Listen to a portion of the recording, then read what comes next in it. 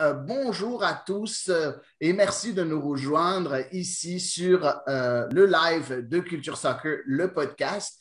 Bien évidemment, je vous inviterai à nous poser des questions que vous en avez sur notre Facebook Live. On va y répondre au fur et à mesure, bien évidemment. Donc aujourd'hui, je me présente pour ceux qui ne me connaissent pas, Adi Raphaël, le co-rédacteur en chef de Culture Soccer. Je suis rejoint par mon partenaire, le deuxième co-rédacteur en chef de Culture Soccer, Anthony de Varenne. Salut Anthony, ça va bien? Ça va très bien, et toi? Ouais, ça va super bien. Je suis très content de faire ce podcast aujourd'hui et on a pris l'occasion d'inviter notre expert MLS, un grand expert, le journaliste Mathieu Lemay, qui est aussi rédacteur chez Culture Soccer. On est très heureux de l'avoir ici aujourd'hui. Mathieu, comment ça va? Ça va très bien, messieurs. Bonjour à tous et à toutes. Je constate d'ailleurs aussi que dans un concours de poils, je gagne haut la main. Ben, ouais, il y en a qui les enlèvent les poils, d'autres qui les gardent, mais nous, oui, bien sûr. Donc voilà. Mais c'était pour démarrer du bon pied ce matin, là, quand même. Excellent. Donc aujourd'hui, on va parler spécifiquement et uniquement de MLS. On va commencer par parler de l'actualité en MLS. Il y a eu deux grosses nouvelles qui sont sorties dernièrement. Des nouvelles par rapport à l'actualité MLS. Mais juste après, on va commencer à faire des petites prédictions, même si c'est très tôt pour des prédictions, on va quand même s'amuser, on va se mouiller un peu, faire des petites prédictions avec des petits thèmes et ainsi de suite pour essayer de se mouiller un peu et puis de rendre ça un peu plus intéressant. N'hésitez pas, comme j'ai dit, à donner vos propositions à vous-même. Donc, on est là pour ça spécifiquement au cas où vous voulez interagir avec nous. Donc, on commence aujourd'hui par l'actualité au sein de la MLS. Il y a eu deux grosses nouvelles qui viennent mettre un frein au plan de la MLS, surtout au plan de l'expansion à MLS, avec Bron Burkle, l'investisseur principal de la franchise de Sacramento, qui était supposé débuter sa première saison en 2023, si je ne me trompe pas, ou 2022 ou 2023, a décidé de se retirer du processus au complet. Il a fait part à la MLS qu'il ne pourrait plus tenir ses engagements. Ça sent mauvais hein, en MLS pour Sacramento. T'en penses quoi, Anthony? Est-ce que c'est un gros choc quand même? Hein? Oui, c'est ça que, comme tu as dit, c'était un de leurs plus grands investisseurs qui se retire. On sent vraiment que ça va mal à Sacramento. Honnêtement, je pense pas qu'un autre gros investisseur va s'impliquer parce que quand on voit qu'il y en a un qui se retire, ça veut dire qu'il y a peut-être un peu d'incertitude et tout. C'est clairement pas le meilleur moment pour vendre l'idée, le projet. Donc, vraiment pour Sacramento, je ne sais pas ce que la MLS va faire, mais ça sent mauvais, surtout qu'il y a d'autres franchises aussi qui sont à vendre et sont peut-être un peu plus stables. Donc, en tout cas, moi, j'ai l'impression que peut-être Sacramento, là, ses meilleurs moments en MLS sont déjà derrière nous. Là. Mathieu, toi qui adore un peu ces sujets-là, un peu plus, tu aimes sortir des sentiers battus, comme tu le dis si bien, puis tu as fait plusieurs articles sur les finances en MLS, le fait que, oui, il y a beaucoup d'argent qui rentre en jeu, mais aussi, même s'il y a beaucoup de déclarations de pertes, en général, il y a beaucoup de gains aussi qui sont un peu plus cachés. Tu penses quoi de cette décision de la part de Bron Burkle, qui quand même un peu vient un peu bafouiller un peu tous les plans, que ce soit de la MLS, mais aussi de Sacramento, qui a eu une grande annonce quand ça a été annoncé. Là, c'était quand même assez gros. La ville, les supporters étaient vraiment très contents. Là, ça vient vraiment donner un mauvais coup à la candidature de Sacramento, non? C'est vrai parce que celui qui a tout simplement décidé d'abandonner le navire, c'était le principal investisseur. Et ça arrive à un moment où, d'ici la fin de l'année, Sacramento doit payer 200 millions, justement, qui font partie là, du montant d'entrée en MLS, c'est-à-dire le montant pour une nouvelle franchise. C'est juste une partie, mais c'est quand même 200 millions. On n'a toujours pas décidé de la construction du stade, les plans, puis combien ça allait coûter.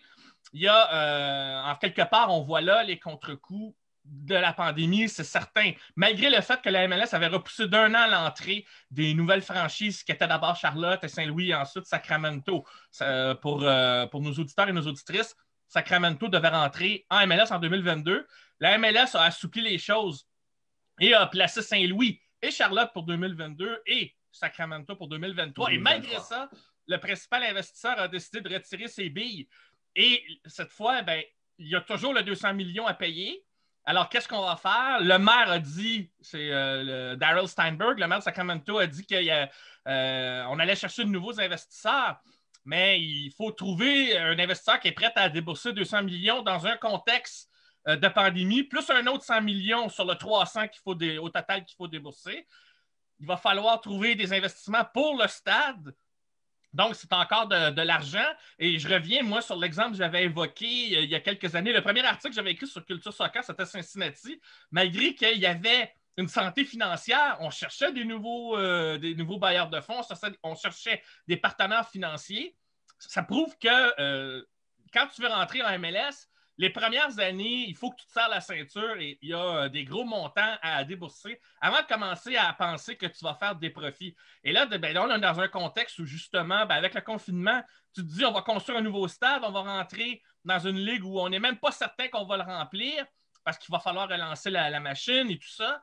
Ça s'annonce comme quelque chose de compliqué. Alors, j'ai hâte de voir comment la MLS et aussi les autres partenaires du projet vont travailler pour trouver des solutions, mais à court terme, c'est certain que ce départ de Burkle en tant que principal investisseur, cet abandon donc du principal bailleur de fonds du projet, c'est un énorme coup et on va souhaiter, parce qu'on ne le sait pas, là, mais on va souhaiter qu'il n'y en aura pas d'autres qui vont suivre, étant donné le contexte de la pandémie dans lequel on est et à quel point la santé financière de d'autres équipes, même des équipes existantes, là, peut être au plus mal. Ouais, ben écoute, c'est quand même intéressant, en fait, de voir qu'il y a eu plusieurs développements depuis ce moment-là, depuis que ça a été annoncé, il y a eu beaucoup de développement. J'ai bien vu, on a parlé un peu des coûts par rapport à cette franchise MLS-là. Il y a eu des coûts quand même assez importants. Tu en as parlé un peu, Mathieu. Tu as parlé de 200 millions. Et c'était une des raisons que Burkle a mentionné, comme quoi le prix de la franchise est passé de 75 millions à 200 millions. 75 millions qui était le montant déboursé par Cincinnati, si je ne me trompe pas. Et c'est arrivé jusqu'à 200 millions en juste quelques années. De plus, tu as parlé du stade. Les coûts du stade à cause de la pandémie ont augmenté énormément. C'était supposé être en dessous de 300 millions. Ça a augmenté à 400 millions maintenant, les coûts du stade. Donc, 100 quelques millions de plus pour les coûts du stade. Et ça, c'est les raisons mentionnées par Ron Burkle. Bon, après, la candidature de Sacramento à MLS, c'est pas fini encore. Et c'est drôle parce que j'étais en train de lire là-dessus et le propriétaire de Sacramento Republic, qui est la franchise qui est maintenant en USL, qui s'appelle Kevin Nagel, a dit qu'il a reçu plusieurs demandes de renseignements sérieuses d'investisseurs potentiels depuis l'annonce de Ron Burkle et comme quoi son téléphone n'arrête pas de sonner. De plus, le maire, comme tu l'as mentionné un peu plus tôt, Mathieu, s'est engagé et a promis que la ville mettrait à peu près 33 millions pour aider la candidature de Sacramento. Il ne faut pas oublier que pour la ville de Sacramento, ce projet-là est extrêmement important parce qu'il y a un gros taux de chômage du côté de Sacramento, ça ne va pas très bien. Et il y a tout un projet immobilier et tout un gros projet au centre-ville, là où le stade va se construire, qui est en jeu. Dépendamment si le stade se construit ou non, le stade, c'est un peu la pièce principale qui va faire en sorte qu'il va redonner vie à tout ce quartier-là. Donc, la ville au complet est vraiment derrière ce projet-là et va pousser pour trouver quelqu'un qui remplace Ron Burkle ou en tout cas donne les garanties financières nécessaires pour l'aider. Donc, c'est quand même bizarre quand tu vois que dans certaines villes, sans les nommer, certaines villes qui ne veulent pas accueillir de Coupe du Monde et ne veulent pas donner de financement, tandis que d'autres veulent juste avoir une équipe MLS, n'est-ce pas, Anthony? Oui, exact. Et en plus, à Sacramento, on est certain que les fans vont répondre présent. Écoute, depuis leur arrivée en USL, c'est à chaque saison plus de 10 000 spectateurs. La saison passée, c'était en moyenne, pas la saison passée parce que c'était COVID, là, mais il y a 2 ans, il y avait eu 11 500 partisans en moyenne par match. Et ça, malgré là, pas les meilleurs résultats. On dirait que depuis que leur annonce en MLS a été annoncée, les résultats vont un peu moins bien. Mais écoute, non, les gens vont répondre présent et non, ça serait vraiment une belle addition et ça rajouterait une possible rivalité là, avec les autres clubs de la Californie. Donc, vraiment, si Sacramento ne rejoint pas la MLS finalement, je pense que, comme tu l'as dit, pour la ville, ça va être très désastreux, mais aussi pour la MLS parce qu'il y avait beaucoup de potentiel dans cette franchise, un beau stade. Il y a déjà une structure mise en place avec le Republic qui a eu vraiment beaucoup de succès en USL Championship. Puis ils ont remporté une fois la Ligue. Il y a eu des très bons joueurs qui sont passés par là. Donc, je leur souhaite le meilleur. Oui, effectivement. En tout cas, ça va être intéressant.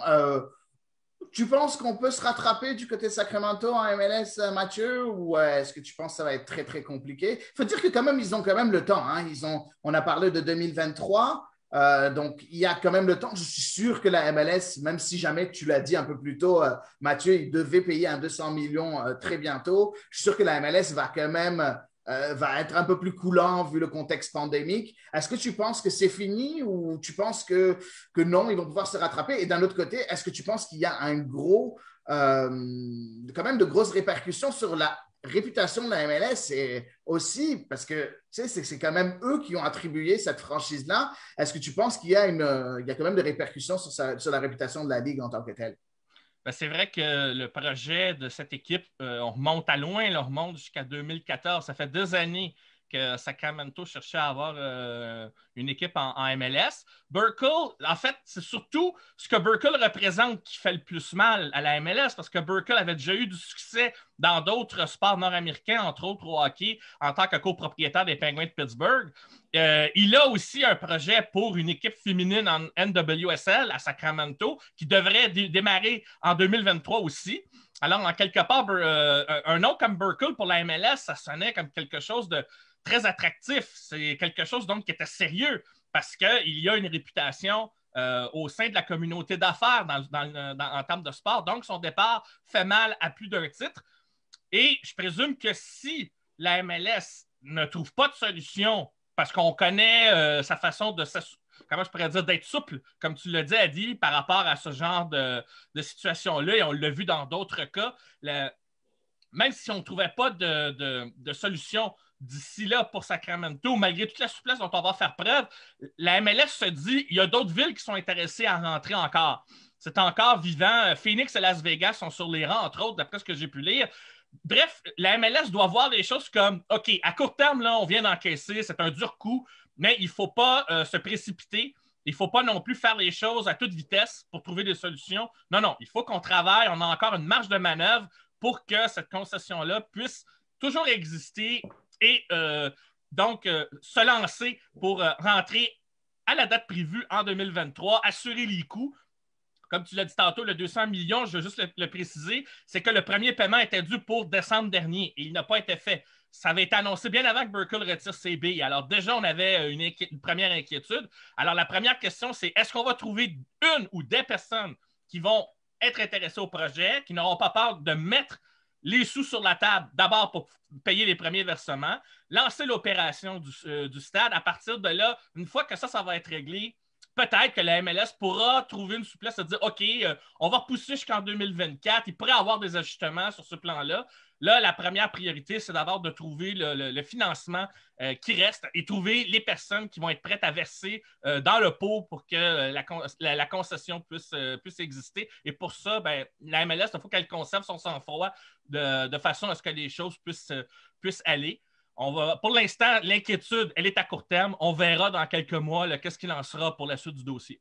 Oui, c'est sûr. On va suivre ça avec intérêt du côté de Culture Soccer, bien évidemment, comme tous les sujets chauds de la MLS et de l'actualité du soccer nord-américain. Donc, on est toujours là pour suivre tout ça.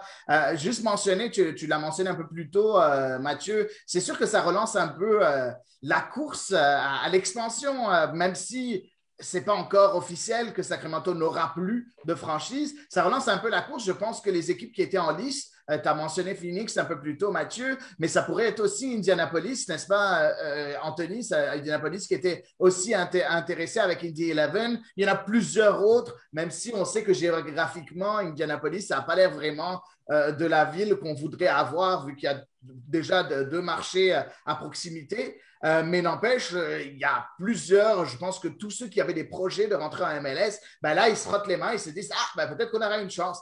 Ils se frottent les mains, façon de dire. Hein. Ils ne sont pas contents de la misère dans laquelle Sacramento est, mais d'un autre côté, ils pensent à leurs affaires à eux, puis ils commencent à voir si jamais, comme des rapaces, ils commencent à voir si jamais il y a une opportunité quelque part pour venir prendre et chipper la place de Sacramento. En tout cas, on verra les nouvelles dans les prochains mois, les prochaines semaines ou mois, ou même la prochaine année. Mais espérons que Sacramento pourra trouver un moyen de rester en vie, en tout cas en MLS. On verra bien. On verra bien. On passe au deuxième sujet. Un sujet qui est tombé hier, hein, une grosse bombe qui est tombée hier. La MLS a ouvert une enquête concernant le contrat de Blaise Matuidi, l'international français. Parce que l'international français, Blaise Matuidi, à la surprise générale, on avait écrit un article là-dessus, écrit par Antoine Latran. À la surprise générale, l'Inter Miami avait signé Blaise Matuidi en tant que joueur TAM. Donc, pour ceux qui ne savent pas c'est quoi joueur TAM, c'est un certain montant d'argent qu'on est capable de poser sur le salaire du joueur pour qu'il descende en dessous du plafond salarial du joueur. Donc, c'est quelque chose, c'est une technique qui est faite, mais il y a un certain montant maximum auquel on peut appliquer cet argent de TAM-là. Donc, c'est un joueur TAM et non pas un joueur désigné. Un joueur désigné, on peut dépasser le salaire de autant qu'on veut. Il n'y a aucun problème, puis ça ne compte pas dans la masse salariale. On a un droit à 3. Donc, tout le monde pensait que, wow, Blaise Matuidi, non pas en tant que joueur désigné, mais en tant que joueur TAM. Donc, là, ça a l'air que la MLS a mis son nez là-dedans.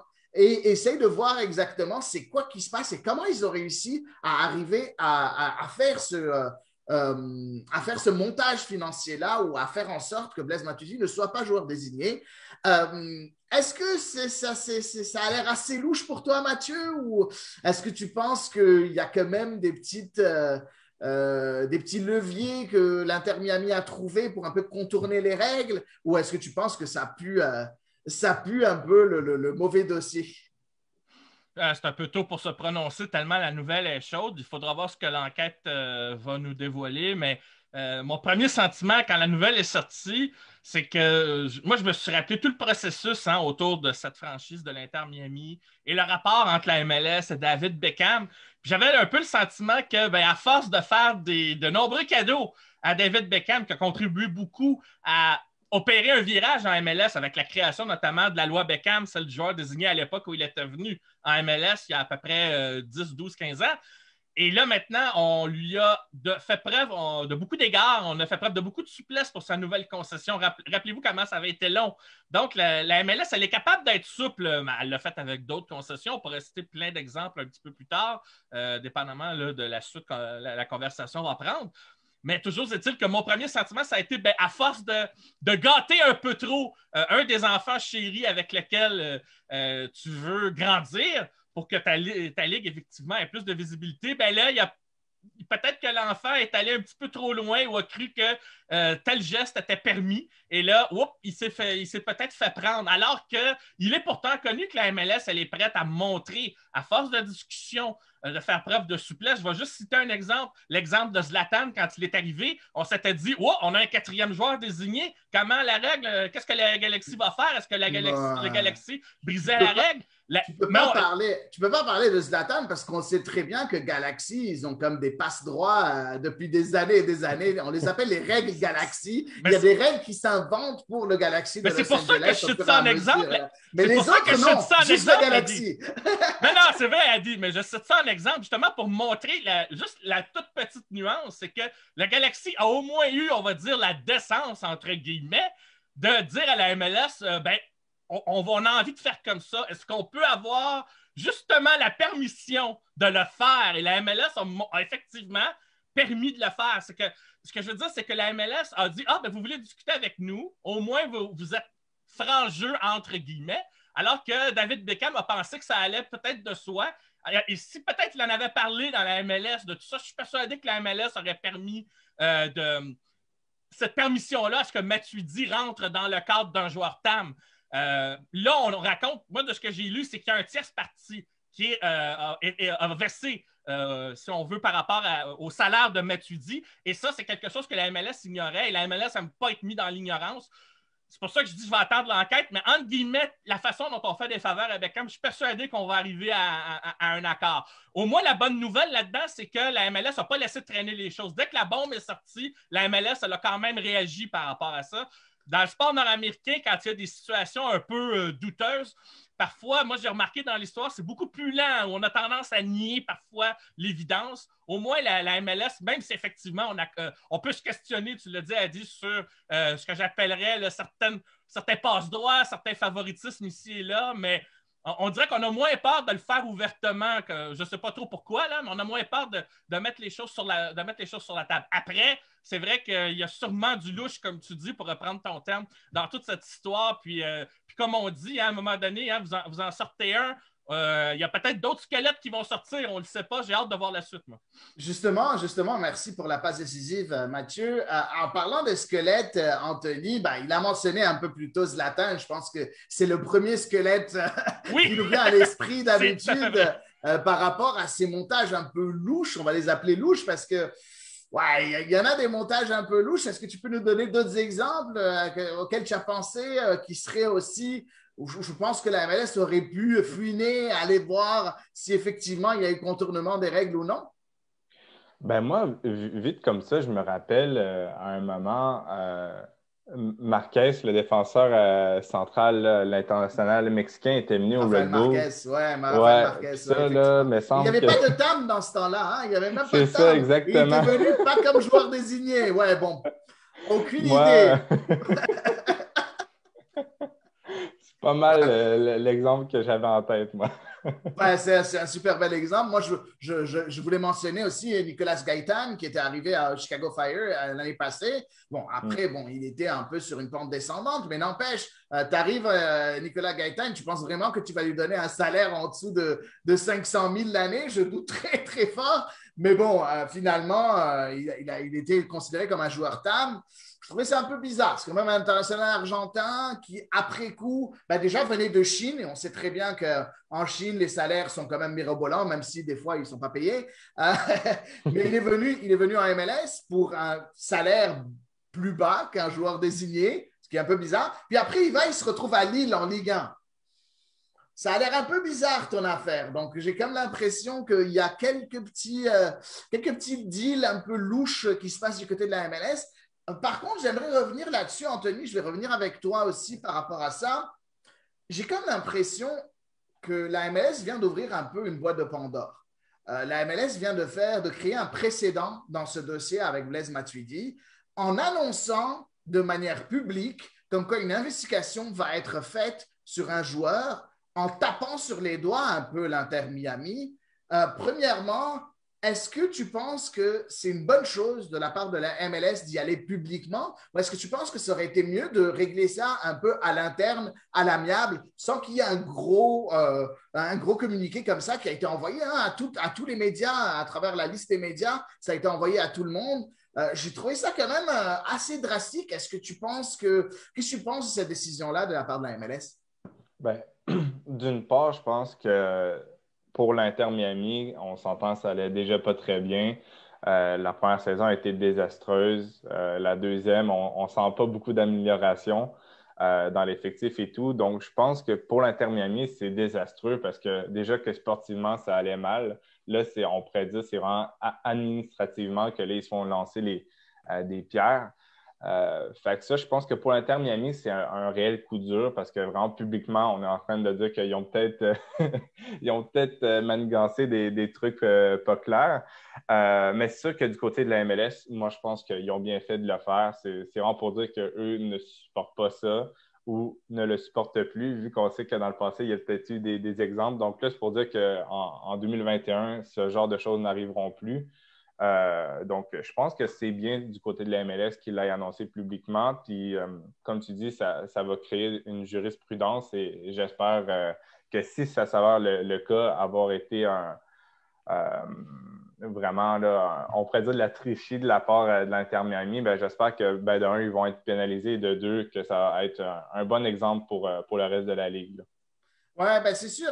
Donc, pour toi, ça met un exemple. Moi, j'ai comme l'impression qu'on est en train de dire que la MLS, ça devient la police un peu. Bon, c'est supposé être la police, mais on a toujours eu beaucoup plus comment dire, de l'attitude de la part de la MLS envers ses franchises. Là, on vient de casser un peu un lien on dirait, un peu grand frère par rapport aux franchises. On commence à devenir, ben, écoute, moi, je viens faire la police. Mathieu, est-ce que tu penses que c'est dommageable à la réputation de la MLS d'y aller aussi fort et de manière aussi drastique, sachant qu'il y a énormément de personnes qui supportent l'Inter Miami. Il y a un soutien populaire vraiment énorme. Et sachant aussi que l'Inter Miami aussi, on oublie, mais il y a un imbroglio du côté de l'Inter Miami avec l'Inter Milan par rapport au nom aussi qui a été un peu volé. Après, bon, il y a eu des résultats par rapport à ça, mais il pourrait y avoir des appels et ainsi de suite. Est-ce que tu penses que la MLS va un peu trop fort, Mathieu?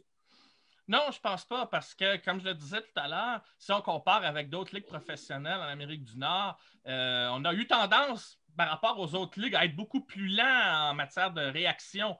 Alors que là, au contraire, la MLS a décidé de crever l'abcès publiquement pour dire qu'on prend quand même la chose très au sérieux. Et aussi, on veut montrer que oui, on est souple, mais il y a une limite qu'il ne faut pas franchir. Après, ça n'empêchera pas forcément une entente à l'amiable avec l'Inter Miami parce que David Beckham et la MLS sont comme ça. Donc, pour moi, l'un n'empêche pas l'autre. Puis, c'est pas parce que tu dis publiquement que tu prends les choses en main que ça va empêcher une entente à l'amiable, mais au moins, ça veut dire que tu considères cette nouvelle-là, tu la prends très au sérieux. Parce que je pense au contraire que si on avait laissé mariner ou dans l'attente, il y aurait eu d'autres propriétaires de concessions là, qui auraient probablement rué dans les brancards beaucoup plus. Et peut-être même aussi d'autres fans. Et ça, la MLS en a conscience. Alors, à un moment donné, il y a une limite qu'il ne faut pas dépasser. Et je pense que sur ce plan-là, elle a bien fait, ne serait-ce qu'en comparaison de ce que justement les autres ligues professionnelles font. Et après, elle pourra dire, ben nous, on est une jeune ligue, mais voyez comment nous, on est plus transparent que nos concurrents. Et ça peut jouer dans la balance en sa faveur. Ça ne veut pas dire que ça n'empêchera pas la souplesse. C'est ce que j'appelle une zone de gris, une zone de nuance. On pourra toujours critiquer à ce moment-là, là, une fois qu'il y aura peut-être d'autres dossiers qui vont sortir. Vous avez mentionné d'ailleurs les noms. Moi, j'avais en tête Victor Vasquez à Toronto. Je me suis dit comment Toronto a pu se l'offrir en TAM. C'est un joueur qui devait coûter quand même assez cher. Je me demandais s'il n'y avait pas eu quelques petits contours dans les contrats là, à Toronto. Puis à la MLS, on a tendance à être souple avec les clubs riches. Bon, mais les exemples évoqués par Anthony étaient très bons. Mais la MLS accepte ça du moment que tu discutes et que tu prends la peine de lui faire part de ton intention et de voir comment tu peux accommoder. Exactement comme quand Beckham est venu en MLS et qu'on a accommodé le LA Galaxy, qu'on a créé une règle pour que ça accommode tout le monde. Est-ce qu'à un moment donné, cet exemple-là de Blaise Matuidi ne va pas mener à quelque chose qui, justement, soit la satisfaction de toute la Ligue, une modification dans les règles du joueur TAM, dans les montants, quelque chose, un nouvel assouplissement? Ça va être intéressant de voir là, jusqu'où on s'en va et comment la MLS va gérer ça. Mais je trouve que c'est bien qu'elle ait décidé, moi, de prendre les rênes du dossier tout de suite plutôt que d'attendre parce qu'à partir du moment où tu attends, tu peux perdre le contrôle de la situation et tu ne sais pas ce qui va arriver après. Alors moi, je trouve au contraire, on est là, on calme un peu le jeu. Et d'ailleurs, la majorité des journalistes l'ont souligné que c'est différent des autres ligues de ce qu'on a vu dans le sport en Amérique du Nord, même jusqu'à tout récemment. Donc pour moi, ça va être un bon point à long terme pour la MLS. Oui, effectivement. On verra en tout cas ce qui va se passer du côté de Blaise Matuidi. En tout cas, je trouve qu'on est en train d'ouvrir une enquête, quelque chose qui a rarement été fait. On est en train de, comme je l'ai dit, un peu taper sur les doigts des franchises qui essaient de contourner les règles. Espérons à ce moment-là que pour l'Inter Miami et les fans de l'Inter Miami, que ce ne soit pas le cas. Espérons qu'effectivement, que tout était net et clean, comme on dit. Donc, on suivra bien évidemment ce dossier-là de Blaise Matuidi à l'Inter Miami. Je pense que c'est important de suivre et d'être à jour par rapport à ça. Donc, voilà pour les deux dossiers d'actualité en MLS présentement. On va parler un peu de la pré-saison. On va faire un peu des petites prédictions un peu osées, on va dire ça comme ça, juste pour s'amuser un peu et voir un peu toucher un peu plus le terrain parce que tout ce qui est autour du terrain, oui, c'est intéressant, mais arrivé un moment, nous, on est là pour le foot et quand on est là pour le foot, on va s'intéresser au foot. Donc, on commence en premier par cette pré-saison-là. Je vais vous demander à chacun, je vais vous donner des thèmes et à chacun, je vais vous demander de répondre à ces thèmes-là. Donc, je vais vous demander de nommer certaines choses selon des thèmes spécifiques. Donc, on commence en premier. Pour toi, Anthony, on commence par toi. Quels sont les 3 recrues à suivre en 2021? La saison 2021 commence le 17 avril, donc dans un peu plus d'un mois. Il y a eu plusieurs grosses recrues qui ont été ramenées ici en MLS, en Amérique du Nord. Mais aussi, il y a eu, on parle des grosses recrues, mais parfois, c'est des petites recrues qui juste piquent la curiosité de tout un chacun. Donc, pour toi, c'est qui les 3 recrues que tu vas suivre, toi, personnellement, Anthony de Varenne? Ouais, ben moi, le premier, c'est le nouveau buteur du CF Montréal, Bjorn Johnson, parce que je trouvais que c'était vraiment un profil que l'Impact avait rarement eu. Et surtout, quand j'ai regardé ses statistiques lors de la dernière saison, il est performant lorsque ça compte. Parce qu'en K-League, il a seulement marqué 3 buts en 15 matchs, mais quand il est arrivé en Ligue des champions, il a marqué 5 buts en 9 matchs. Et ça me dit que quand ça compte, il est présent. Et ça, je pense que le CF Montréal, va en avoir besoin dans les moments importants. Donc, je trouvais que ça, c'était un plus pour le CF Montréal. Et c'est le genre d'attaquant qu'on a rarement vu en MLS et à Montréal, comme j'ai dit un peu plus tôt. Sinon, juste pour préciser, c'est vraiment un attaquant longiligne qui va jouer dos au but, qui va être capable de reprendre, de faire des têtes sur des centres, une chose que le CF Montréal n'a pas eu depuis Didier Drogba. Et même avant, ils n'en avaient jamais eu ce genre de type d'attaquant. Je te laisse continuer. Anthony, quels sont les 2 autres? Oui, après ça, c'est Nicolas Izima-Mirin. Le nouveau défenseur central du Sporting Kansas City qui a joué à Toulouse, au PSV. Donc, c'est vraiment un joueur que j'ai hâte de voir à MLS, comment il va s'adapter. Je ne te dis pas que ça va être la plus grande réussite du Sporting Kansas City, mais je pense qu'il vient remplacer un Matt Bessler qui, l'année dernière, jouait peut-être un peu moins.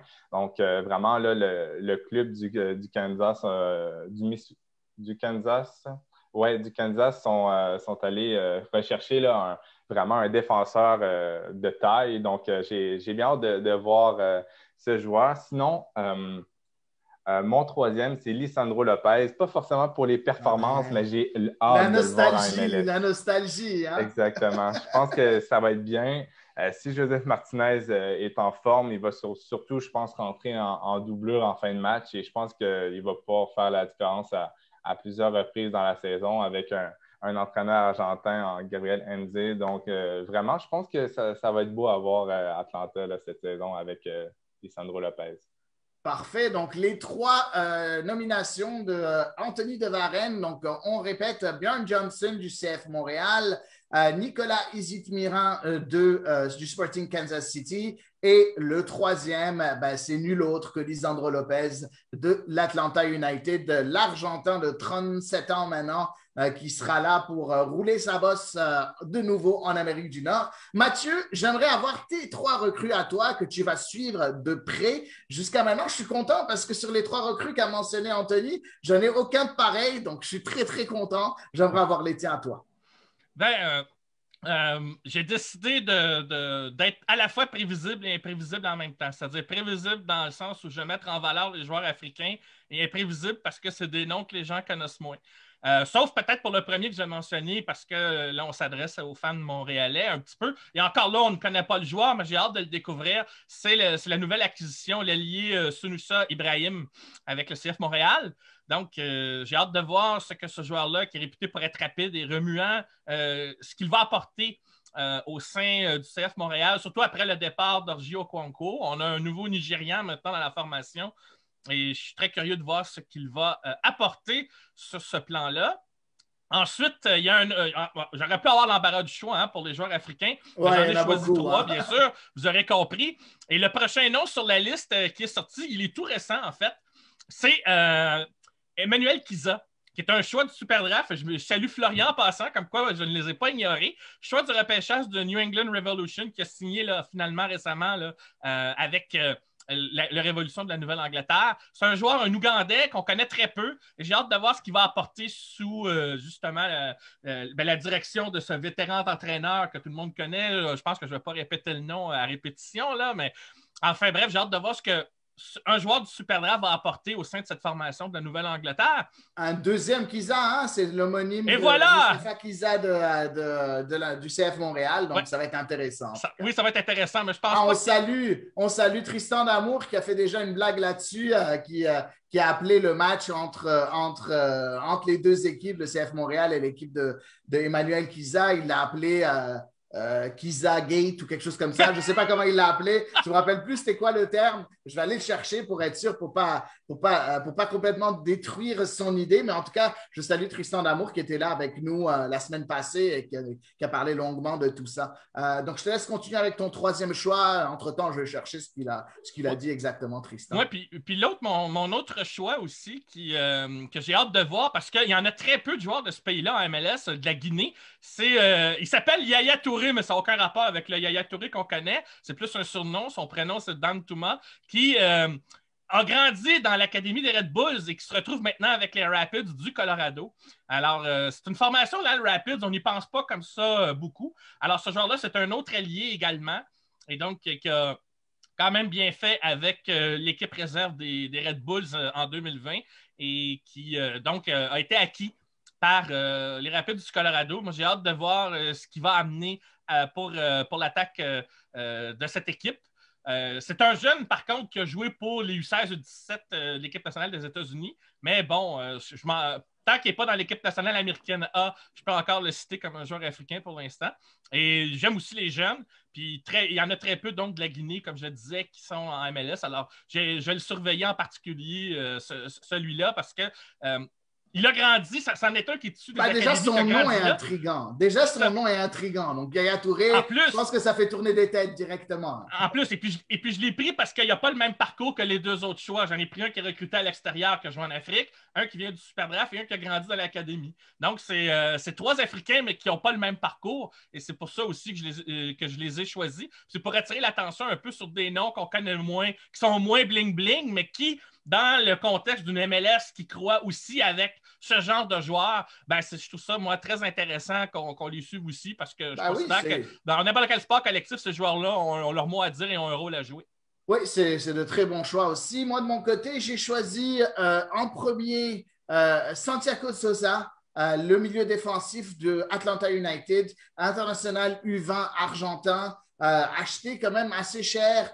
C'est drôle parce que depuis que Darlington Nagbe a quitté Atlanta, on n'a pas eu un peu ce métronome au milieu de terrain. On a essayé plusieurs joueurs. On a essayé Eric Remedi qui est parti finalement à San Jose. Ça n'a pas été très fructueux. On a essayé de ramener des joueurs. On a aussi l'ancien qui a pris sa retraite, Jeff Larentovitz, qui a pris sa retraite, qui ne sera pas là. Donc, il fallait recruter à ce poste-là. Et moi, Santiago Sosa, ça m'intéresse. Il vient de River Plate. C'est un grand espoir argentin. Puis j'ai hâte de voir ce qu'il va donner. Si effectivement, il va être... Est-ce qu'on va avoir un autre Edouard Atuesta comme on a vu à LAFC ou est-ce qu'on va avoir un flop comme on en a vu des millions en MLS? Donc, un des joueurs que j'aimerais suivre. Le deuxième joueur que j'ai choisi, ça va peut-être vous choquer ou bien vous surprendre, mais c'est le latéral sud-coréen Kim Moon-Hwan, latéral droit qui a signé à LAFC. Il a 25 ans. C'est un international sud-coréen. C'est drôle parce que on a vu que du côté de LAFC, l'année passée, il y avait un manque du côté du latéral droit. On a vu Tristan Blackman jouer à ce poste-là. Ils avaient recruté Andy Nahar, l'international hondurien. Malheureusement, il n'a pas été renouvelé. L'option n'a pas été renouvelée parce qu'il n'a presque pas joué. Il était tout le temps blessé. Ça a fait pourtant un gros bruit. C'était un joueur qui avait signé, qui jouait à Anderlecht. Ils avaient besoin de quelqu'un là. Ils sont partis chercher un peu le joueur un peu plus exotique. Je suis très curieux de voir ce qui va se passer avec Kim Moon-Hwan. Ça a l'air d'un joueur assez intéressant, puis j'ai envie de voir ce que ça va donner. Il faut dire que les postes de latéraux, c'est un peu mes postes, les postes que je suis le plus, moi, personnellement. Et enfin, le troisième, vous avez chacun choisi un joueur du CF Montréal. Je vais faire pareil aussi. Puis moi aussi, j'ai choisi un Africain, et c'est Ahmed Hamdi, le milieu égyptien du côté du CF Montréal. J'ai bien aimé ce qu'a dit Olivier Renard dans la conférence de presse. Il a dit que si jamais il arrive à s'adapter, garder un œil sur lui parce qu'il va être dangereux. Des petits, je ne le connais pas spécifiquement, mais j'ai pu contacter certaines personnes qui l'ont vu jouer. Puis on m'a dit comme quoi c'est vraiment un joueur avec beaucoup de potentiel qui pourrait vraiment exploser si jamais il est bien adapté à la ville et à l'environnement de la MLS. Donc voilà les trois de mon côté. On passe au prochain sujet. Les trois joueurs qui, cette année, selon vous, vont exploser en 2021 et qui n'étaient pas titulaires en 2020. Ça ne veut pas dire qu'ils vont être titulaires en 2021. Quand je dis qu'ils vont exploser, ça veut dire qu'ils vont impressionner beaucoup de monde, qu'ils soient en rotation ou qu'ils aient des petites minutes à droite et à gauche. L'important, c'est qu'ils n'aient pas été titulaires en 2020. Je commence par toi, de nouveau Anthony, parce que on va essayer de garder Anthony. Il a un peu moins parlé cette fois-ci, donc on va donner un peu la parole à Anthony. Parfait. Ben moi, j'avais pris des personnes qui ont peut-être été titulaires, mais que je trouvais que leur performance avait été vraiment en deçà des attentes et que je pense qu'ils vont rebondir cette année peut-être dans un nouveau milieu et tout. Donc, mon premier, c'est Will Trapp, qui est vraiment à Miami. Je trouvais qu'il avait perdu un peu de son aisance sur le terrain qu'il a vu au Crew. Puis je trouvais vraiment que ce nouveau départ-là avec Minnesota, à côté de Osvaldo Alonso, je trouvais que ça lui permettait vraiment de rebondir dans un projet sérieux. Je ne veux pas dire que l'Inter Miami, ce n'est pas sérieux, là, mais dans un projet sérieux qui est vraiment Minnesota cherche à aller chercher la Coupe MLS depuis quelques années. Puis je pense qu'avec Will Trapp, vraiment, leur milieu de terrain va être très, très solide. Et je pense que ça, pour lui, c'est peut-être une des dernières chances pour pourquoi pas aller rejoindre la sélection américaine une nouvelle fois. Après ça, j'ai André Reyes. Je trouvais qu'à Miami, ça ne s'est pas super bien passé en 2020. Puis là, il y a une occasion en or avec les Red Bulls. Tim Parker est parti à Houston. C'est ça, il reste encore Aaron Long. Donc, je pense que Reyes va beaucoup apprendre avec Long. Et je pense que ça peut être un duo d'enfer si Reyes se calme un peu sur le terrain. On se rappelle qu'en 13 rencontres la saison passée, il y a eu 9 jaunes et 2 rouges. Donc, ça fait peur un peu. Mais c'est ça, s'il se calme avec Aaron Long, ça peut être vraiment... Il peut avoir beaucoup de potentiel. Et mon troisième, c'est Corey Bird. Il a vraiment eu une saison très décevante la saison passée avec seulement 2 buts, un peu comme le Real Salt Lake. Et là, il arrive au LAFC. Il va remplacer un BWP en doublure. Corey Bird, c'est le genre de joueur qui peut quand même rester en santé, a rarement manqué des rencontres. Et si le LAFC avait eu un Bird en finale au lieu d'un Musovski, je pense que ça aurait peut-être pu mieux se passer. Donc là, c'est ça. Je pense que le LAFC a vraiment recruté là, un joueur de rotation solide. Et s'il revient à sa saison 2018 où il avait marqué 8 buts et 5 passes décisives, là, ça peut faire très mal. Donc, Corey Bird, je suis sûr qu'il va savoir se relancer avec le LAFC.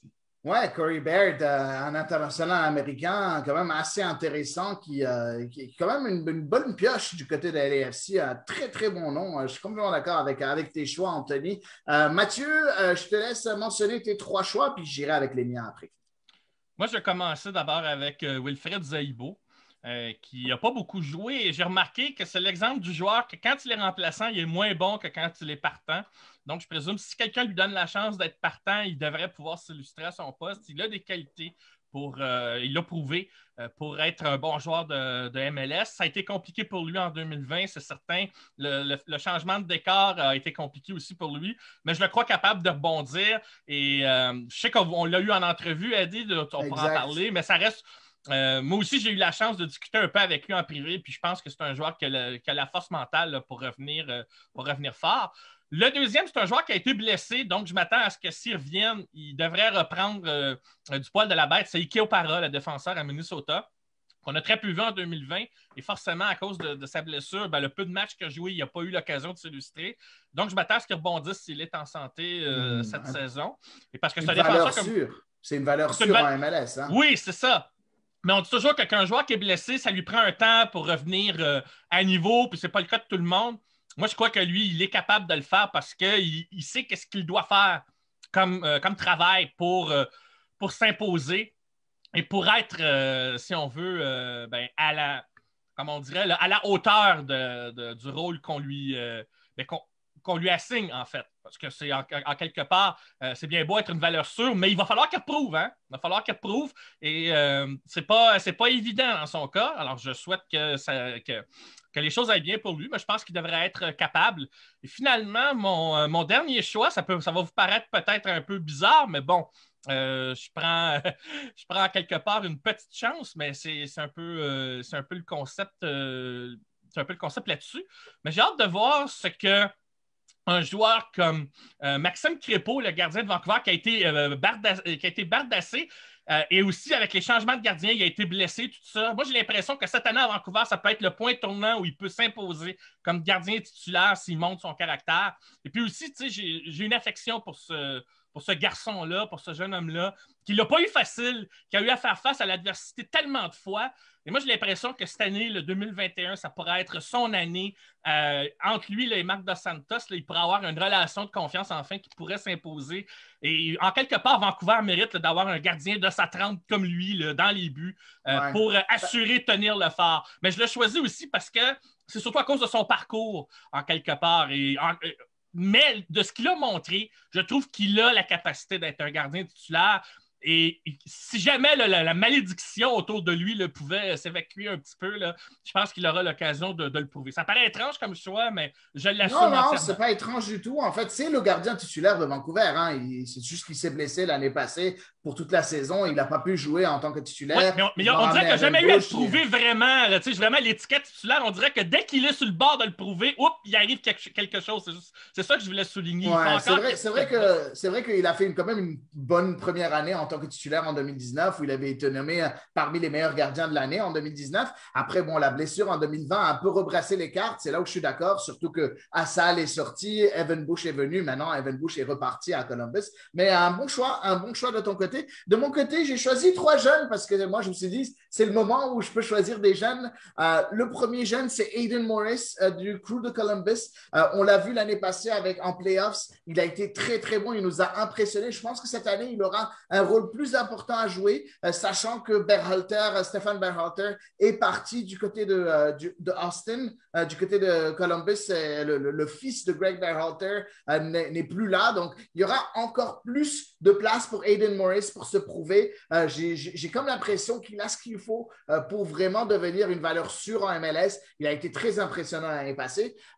Le deuxième, c'est Cade Cowell du côté des Earthquakes de San Jose, qui a juste 17 ans. C'est un attaquant de pointe qui est capable de jouer aussi sur les ailes, qui a fait plusieurs entrées remarquées l'année passée en marquant quelques buts. Il a été très intéressant et j'ai comme l'impression que Mathias Almeida a envie de lui faire encore plus confiance et j'ai comme l'impression qu'il va avoir beaucoup plus de minutes cette année et avec un an de plus dans les jambes. Il avait 16 ans quand il a eu sa première entrée en MLS. J'ai comme l'impression que cette année, il va un peu plus jouer, un peu plus être utilisé par Mathias Almeida. Donc, j'ai hâte de voir ce qui va se passer avec ce jeune joueur-là. Et enfin, le troisième, qui est pour moi un des talents les plus importants à MLS, un des jeunes joueurs, une des pépites de MLS les plus importantes, c'est Efrain Alvarez du Galaxy de Los Angeles. J'avais écrit là-dessus sur Culture Soccer il y a quelques mois de ça. Pour moi, l'équipe devrait être formée autour d'un joueur comme Efrain Alvarez.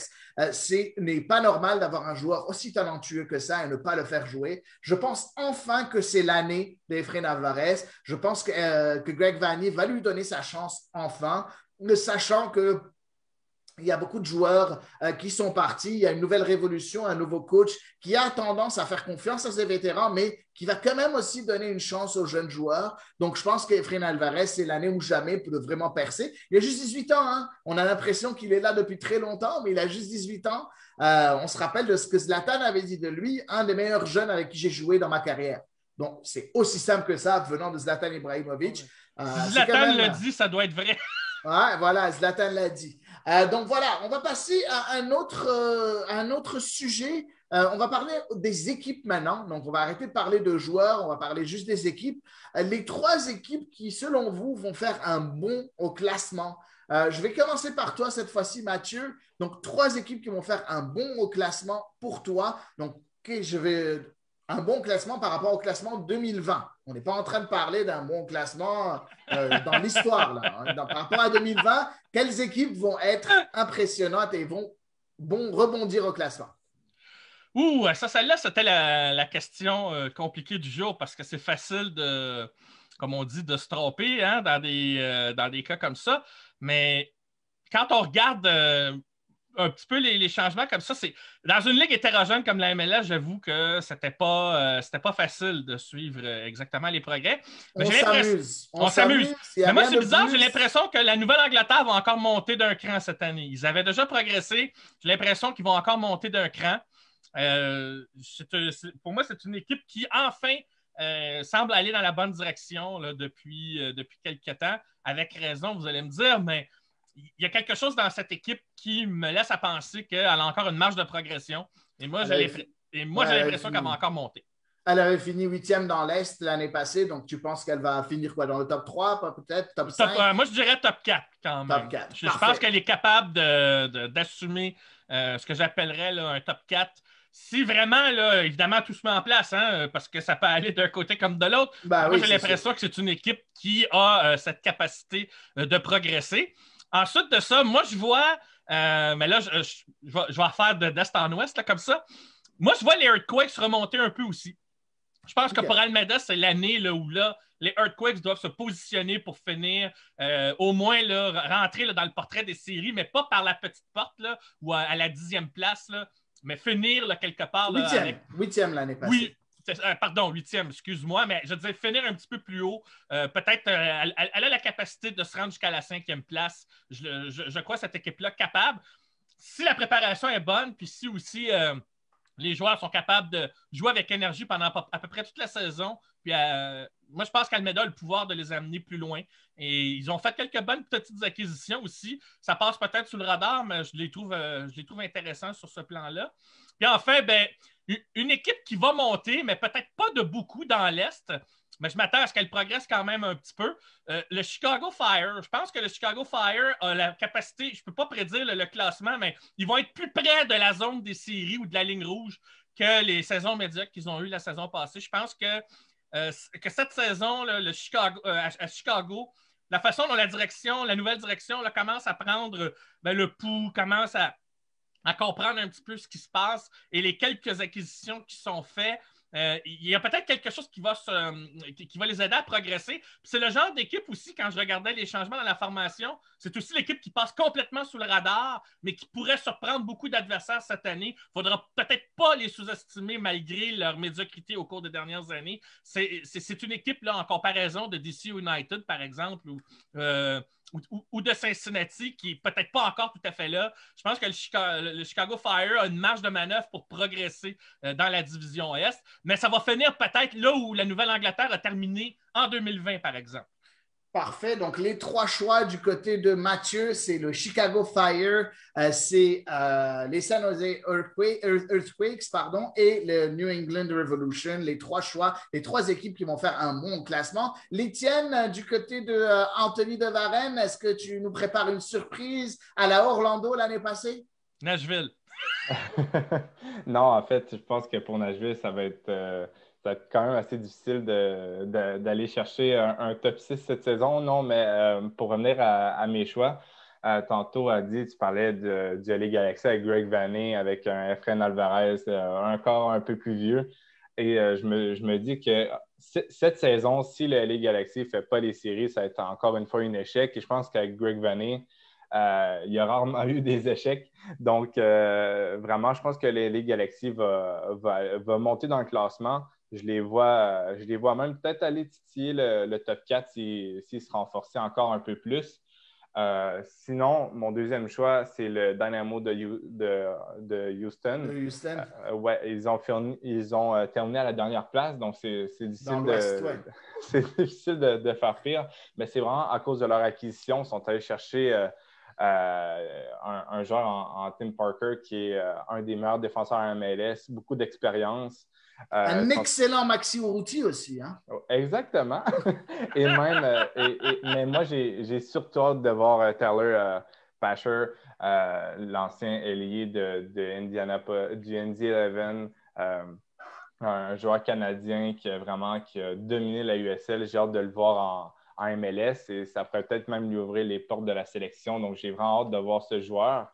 Sinon, mon dernier choix, c'est vraiment Atlanta. Je pense qu'encore une fois, c'est une équipe qui a fini dans le bas de classement et qui s'est vraiment bien renforcée, surtout avec un entraîneur que j'ai hâte de voir évoluer en MLS. Donc, peut-être que mes deux derniers choix ne sont pas très originaux parce que c'est des équipes de fin de classement, mais je pense vraiment qu'ils se sont améliorés durant la saison morte et je pense qu'ils vont bien se battre pour une place en playoffs.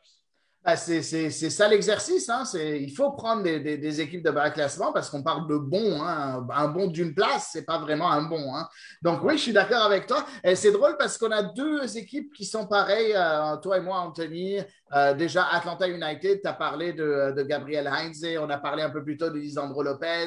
Je pense que moi, j'ai parlé un peu plus tôt de Santiago Sosa. J'ai comme l'impression qu'il y a quelque chose de sérieux qui se fait du côté d'Atlanta. On a comme l'impression qu'après la parenthèse un peu complètement raté de Frank de Boer. Maintenant, on a un projet de jeu qui a l'air très intéressant. Pour avoir suivi et parlé avec beaucoup de personnes qui adorent le football sud-américain, tout le monde tresse des louanges à Gabriel Heinze.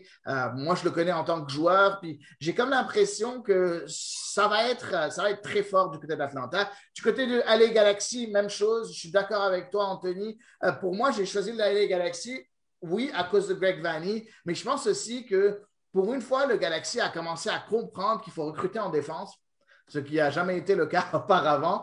Donc, j'ai comme l'impression qu'il y a les choses commencent à être un peu plus claires du côté du LA Galaxy. C'est sûr, il va falloir un grand Chicharito, un Jonathan Dos Santos qui est de nouveau aux premières loges, mais aussi il va falloir que Efrain Alvarez fasse enfin montre enfin que c'est quelqu'un qui est capable de dominer la ligue et je pense qu'il a tout ce qu'il faut. La troisième équipe que j'ai choisie, et je vais surprendre certains, et c'est Cincinnati. Je vous explique pourquoi, parce que Cincinnati, pour moi, déjà, le premier projet de Cincinnati, point de vue joueur, n'était pas si pire que ça. Le problème, c'est que c'est point de vue de l'entraîneur qu'ils ont un peu pataugé, il faut dire, avec leur choix d'entraîneur, où on avait Alan Koch maintenant qui est parti en CanPL je ne sais pas pourquoi, mais il est parti en CanPL du côté d'Edmonton. Ça a été un gros flop. Puis après, on a eu le Randians qui est venu et on connaît l'histoire où il a fait des commentaires racistes, il a été en place. Et je pense que c'est plus de ce côté-là. Maintenant, avec Jaap Stam, on a une certaine stabilité au poste d'entraîneur. Et j'aime bien le fait qu'avec Jaap Stam, il n'a pas eu froid aux yeux et il s'est débarrassé des joueurs qui peut-être auraient pu pour plusieurs être des joueurs confirmés, sur lesquels il aurait pu compter, mais il a changé quand même, il a même enlevé des joueurs confirmés. Je parle des joueurs comme Mathieu Deplagne qui est parti, je parle des joueurs comme Spencer Richey qui a quand même donné de très bons services du côté de Cincinnati. Donc, il a fait table rase, il a ramené des joueurs à lui. Il y a une grosse signature avec Brenner, l'attaquant brésilien, avec un transfert record en MLS. J'ai comme l'impression que ça va être intéressant du Cincinnati. Il faut dire que oui, c'est pas très difficile parce que Cincinnati a fini dernière non seulement de l'Est, mais aussi de la MLS au complet avec 16 maigres points en 23 matchs. Donc, assez facile de faire mieux, mais je les vois se battre pour une dernière place en série cette année à Cincinnati. Je pense que ce sera une équipe à surveiller. Donc, voilà mes trois choix. Donc, Atlanta, Cincinnati, LA Galaxy. Le dernier thème que je vais vous donner, et je commence de nouveau par toi, Anthony, les trois équipes qui seront décevantes pour toi. Quand je parle de décevantes, ça veut dire que c'est des équipes qu'on a l'habitude de voir à de très bonnes places, qu'on voit avec, malheureusement, on voit qui sont un peu dans le creux de la vague. Donc, c'est qui les trois équipes que tu as choisies? J'ai peur que tu aies encore choisi les mêmes que moi. Ben, moi, je suis allé, ma première, c'est Philadelphie, l'Union de Philadelphie, qui depuis quelques saisons sont toujours dans le haut du classement. J'espère qu'ils vont me contredire, mais vraiment, Aronson est parti, McKenzie est parti. C'était deux des meilleurs joueurs de l'effectif. et ils ne les ont pas remplacés. Je crois que ça va être des joueurs de l'académie qui vont les remplacer, mais on n'a aucune garantie. Et j'espère vraiment que Jim Curtin va me faire contredire parce que c'est vraiment une belle équipe à voir aller, qui font confiance en leurs jeunes. Donc, j'espère qu'ils vont les remplacer, mais moi, j'ai vraiment peur pour l'Union cette année. J'ai l'impression qu'ils vont peut-être se battre pour une des dernières places qualificatives pour les playoffs, mais c'est peut-être pas qui se trompe. Sinon, c'est le deuxième de l'Est de la saison passée, le Toronto FC. Vraiment, avec le départ de Greg Vanney, j'ai peur pour cette équipe. C'est ça, il n'y a pas eu beaucoup d'arrivées. Il y a une rumeur d'un joueur qui vient de River Plate, là, Boré. J'ai vraiment hâte de le voir à l'œuvre. Si c'est le cas, mais c'est encore au stade de la rumeur. C'est sûr que si ce joueur arrive, ça risque de changer la donne, mais pour l'instant, je dirais que ce serait Toronto comme déception. Et finalement, je termine à l'Ouest. Moi, au premier abord, j'avais dit le Real Salt Lake, qui est une équipe qui se bat toujours pour la 6e, la 7e place dans l'Ouest. Et la saison passée, ils ont fini 11e. Et avec tout ce qui passe avec le propriétaire, que l'équipe n'a toujours pas été vendue, il n'y a pas eu de grosses acquisitions durant la saison morte. Donc, c'est ça. C'est une équipe qui est habituée de se battre pour les séries éliminatoires et j'ai l'impression que pour cette saison, ça va être encore oublié. Je crois que pour eux, c'est vraiment l'opportunité de faire jouer leurs jeunes au maximum pour qu'ils prennent de l'expérience parce que j'ai l'impression que la saison elle va déjà être très dure. Elle va être très longue. Mais bon, Real Salt Lake a fini quand même à la dernière place en l'Ouest l'année passée. Donc, pour toi, ils vont finir dernier. Si jamais ils vont être encore plus décevants, je suppose. Donc, mais c'est un bon choix. Je sais que c'est une équipe que tu affectionnes spécifiquement. Donc, on verra si effectivement ils vont décevoir. Ça n'a pas l'air. L'avenir ne semble pas très rose du côté du Real Salt Lake. Je vais commencer par les miennes, Mathieu, puis je vais te donner la parole après coup, si tu me permets cette fois-ci. Donc, c'est drôle, encore une fois, mon ami Anthony, on a deux équipes pareilles. Je vais essayer de ne pas répéter les mêmes choses que toi. J'ai choisi Philadelphie, même si, bon, ils ont quand même remplacé le défenseur central Mackenzie. Ils sont partis chercher un international écossais avec Stuart Findlay en tant que défenseur central, 25 ans. Est-ce que ce sera suffisant? Il faut dire qu'ils ont quand même Jack Elliott qui est là. Il y a quand même de bons joueurs qui sont capables de jouer en défense centrale. Par contre, est-ce que ce sera suffisant? Est-ce qu'il va complètement se fondre dans l'effectif de Jim Curtin? C'est ça que je ne suis pas trop d'accord.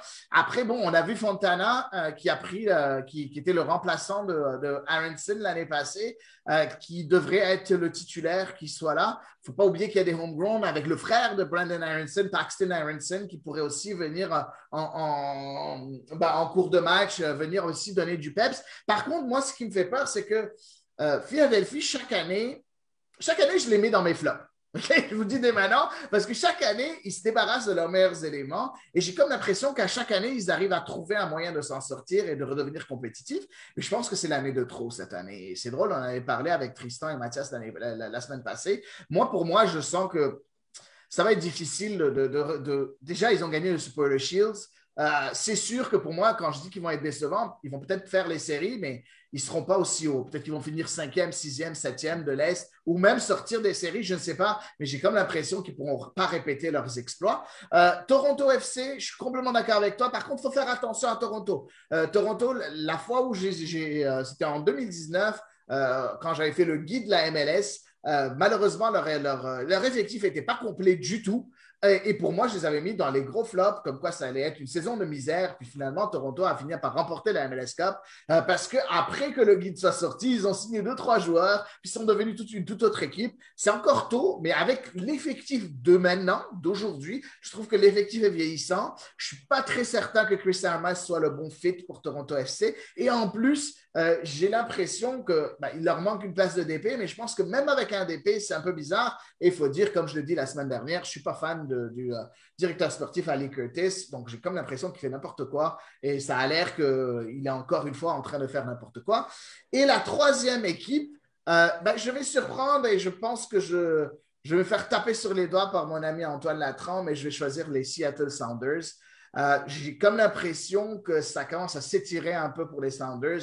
Oui, ils sont arrivés en finale l'année passée. Oui, ils sont encore très, très bons. Mais là, perdre Jordan Morris, c'est un gros bout que viennent de perdre les Sounders de Seattle.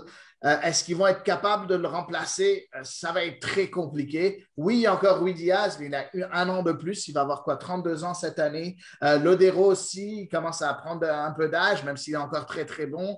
Les jeunes, ça ne pousse pas à la porte vraiment d'une manière très convaincante. J'ai comme l'impression qu'il va manquer certaines choses à côté de Seattle. Après, il faut faire attention. Hein? Brian Schmetzer a déjà prouvé des millions de fois qu'il est capable de me dire que je me trompe. Espérons que ce soit le cas, mais j'ai comme un peu peur pour les Sounders de Seattle. Je pense qu'ils ont besoin d'un peu de renfort. Et je commence que l'effectif en tant que tel, l'ossature en tant que tel a besoin un peu de renouveau, selon moi. Mathieu, quelles sont tes 3 équipes? Hey, les grands esprits se rencontrent. Hein? Mon premier choix, c'était Toronto. Donc, je les vois malheureusement à cause du changement d'entraîneur, mais aussi parce qu'on a des questions sur leurs joueurs désignés. Il y a aussi un effectif vieillissant. Et on a senti que les choix, même l'an dernier, malgré le fait que l'équipe est terminée dans le haut du classement, il y avait certains joueurs, certains choix là, qui ne se sont pas intégrés aussi bien. Hein, on pense à Pablo Piatti, entre autres. Alors, il y a eu il n'est plus là. Hein? C'est ça, il n'est plus là d'ailleurs. Alors, on sent qu'au niveau de la direction, là, c'est loin d'être aussi fort qu'à l'époque où les choix qu'on faisait, ça fonctionnait, ça s'intégrait au concept d'équipe. Et là, en plus, comme Greg Vanney n'est plus là, il va y avoir peut-être une phase de transition auquel il va falloir s'adapter pour cette année à Toronto. Et ça implique malheureusement que l'équipe descende au classement. Je rejoins aussi AD pour Seattle pour à peu près les mêmes raisons que tu as évoquées. La blessure à Jordan Morris et son départ, le fait que Lodero et Roudiage ne rajeunissent plus et qu'on a quelques points d'interrogation sur les autres joueurs de l'effectif avec lesquels il faut compenser. Ça reste une organisation très solide. Je ne les vois pas hors du portrait des séries, mais ça va être moins fort que lors de toutes ces années où ils se sont rendus loin et qu'ils ont été, au sommet là, de la conférence Ouest pendant très longtemps. Alors moi, je les vois tomber. Mon dernier choix, bon là, je ne ferai pas comme notre ami Anthony qui, lui, préfère taper sur l'ambulance quand elle est déjà à terre, façon de parler. Là, je rigole parce que le Real Salt Lake, c'est vraiment triste ce qui arrive là-bas. Tu parles d'une chute dans l'organisation, puis on se dit que ça peut chuter plus bas. Mais moi, il y a une autre équipe, c'est là où je vais me distinguer de vous deux. Mais j'ai l'impression que New York City FC va reculer un petit peu cette année. Parce que cette équipe-là, ça fait plusieurs années que malgré qu'elle domine au classement, se plante toujours en séries éliminatoires. Elle n'est pas capable de montrer du caractère. Je n'ai pas le sentiment que le recrutement va amener une amélioration de ce côté et je pense qu'il va finir par le payer en saison. Il y a quelque chose là, dans cette organisation-là où est-ce qu'on n'arrive pas à franchir un palier ou un plafond de verre qui permettrait à cette équipe-là de progresser. Et je pense qu'elle va en payer un petit peu le prix cette année et elle devrait, selon moi, tomber un peu au classement. C'est drôle. C'est drôle que tu mentionnes New York City FC. Excuse-moi de t'interrompre, Mathieu, parce qu'il y a 2 choses, je pense, qui vont aller un peu dans ton sens à toi. En premier, ils ont perdu Brad Stuver, qui est international espoir américain, qui aurait pu, même dû, je pense, prendre la place de Sean Johnson, qui a été coussi-coussa ces dernières années, qui est parti à Austin. Mais aussi, ils ont perdu leur capitaine, Alex Ring, qui est parti lui aussi à Austin. Exactement. Ils ont perdu Ronald Matarrita, aussi le latéral gauche, qui est parti à Cincinnati. Gary McKay-Steven aussi, qui est parti, qu'ils n'ont pas voulu renouveler le contrat, qui est reparti, qui a signé en Écosse. Pourtant, c'était un bon joueur de rotation. Bon, il n'y a pas eu grand monde qui ont signé. Après, ça peut changer. Hein. Ils ont signé un jeune, je pense, norvégien, Amundsen. Ils ont parti signer quelqu'un de New Mexico dans USL avec Cody Mizell en tant que gardien. Mais j'ai comme l'impression que, ouais, je suis d'accord avec toi, j'ai l'impression que l'effectif s'est amoindri cette année. Excuse-moi, je laisse continuer. Je trouvais ça intéressant. Non, mais c'est bien que tu précises parce que moi, je voulais l'évoquer dans un sens général pour ne pas rallonger, mais je pensais au même nom que tu as mentionné, Adi. Alors, tu as très bien fait de les mentionner. J'ai l'impression que les nouveaux arrivants ne répondent pas tout à fait à ce que cette équipe-là a besoin. Je vais citer Olivier Renard, mais lui qui parlait pour le CF Montréal. On a besoin de caractère dans l'équipe et c'est quelque chose qui manque à New York City FC. C'est du moins ce que je constate au cours des dernières années, ce qui explique pour moi leur échec patent année après année en éliminatoire, malgré qu'ils font de bonnes saisons. Et à un moment donné, bon, c'est bien beau de jouer sur un petit terrain et d'en tirer profit. C'est bien beau d'avoir du talent en attaque à certains moments et d'avoir du succès sur ce plan-là avec des joueurs comme Maxime Morales, entre autres. On a eu Harrison à un moment donné qui est avec Leeds en ce moment en Angleterre. Mais tout ça pour dire qu'on dirait qu'il y a quelque chose là, qui plafonne là, au sein de cette équipe. Et là, surtout par rapport à l'expansion et par rapport aux pertes qu'ils ont eues puis les nouveaux arrivants, je les vois pas, je les vois pas dans le top 3 ou comme ils étaient à chaque fois là, dans la conférence. Je pense qu'ils vont tomber un peu et il y a peut-être un examen de conscience à faire au sein de la direction sur le projet sportif dans leur cas. Si on veut espérer faire ce que Seattle a réussi à faire quand Seattle avait été confronté au même plafond de verre il y a quelques années avant que Sigi Schmidt quitte et que Schmetzer arrive et que Lodero arrive aussi, ben, c'est de dire, ben, là, il y a quelque chose là, qu'il faut changer là, au sein de l'organisation puis de la structure d'équipe et du projet de jeu, peut-être, pour qu'à un moment donné, tu franchisses un palier. Et je ne le sens pas pour cette année, malheureusement, puis ils vont en payer le prix. Ben, c'est un excellent choix, je trouve, Mathieu. J'aime beaucoup tes choix aujourd'hui. Je suis d'accord avec vos choix à tous. On a comme l'impression c'est pas mal les mêmes. Pour beaucoup, ouais, non, mais il y a quand même des différences. Hein. Moi, j'ai dit Seattle. Toi, Anthony a dit Real Salt Lake. Toi, tu as dit New York City FC. Donc, il y a quand même des petits changements. Après, bon, je pense aussi qu'on est encore très tôt dans la saison. N'oubliez pas que le mercato est ouvert jusqu'au mois de mai. Je pense que c'est le 4 ou le 2 ou le 4 mai. Je ne me rappelle plus de la date, mais je pense que c'est le 4 mai. Donc, c'est quand même très, très loin. Donc, il y a beaucoup de joueurs qui peuvent venir se joindre aux équipes. Donc, c'est vraiment des prédictions un peu trop précoces, mais quand même, juste pour un peu faire un débat par rapport aux prédictions en MLS. Donc, ça va être tout pour aujourd'hui, pour ce podcast de Culture Soccer qui a été live. Anthony de Varenne, merci pour ton expertise aujourd'hui. Ben, merci à toi, Adi, et merci à Mathieu de Juno Podcast. Ouais, Mathieu, toujours un plaisir de parler avec toi. On se voit chaque semaine, si ce n'est pas une fois, 2 fois, parfois 3 fois. Donc, c'est toujours intéressant de discuter avec toi, mon ami. Ah, ben c'est toujours un plaisir de discuter avec vous.